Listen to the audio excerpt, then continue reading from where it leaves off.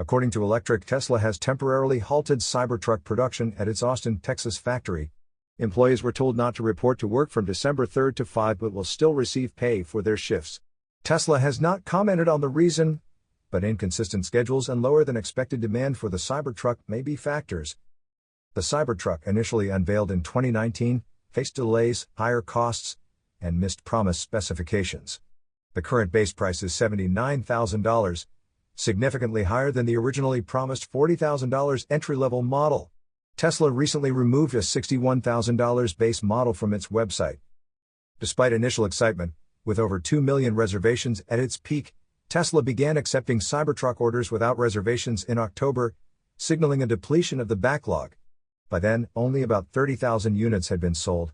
Tesla has also reduced Cybertruck lease pricing less than a month after launching leases. The production pause may indicate that manufacturing is outpacing demand. Other potential reasons, such as line upgrades or addressing a recent inverter recall, seem less likely. Tesla has not issued a statement, leaving speculation about demand concerns. You are listening to Yuan News.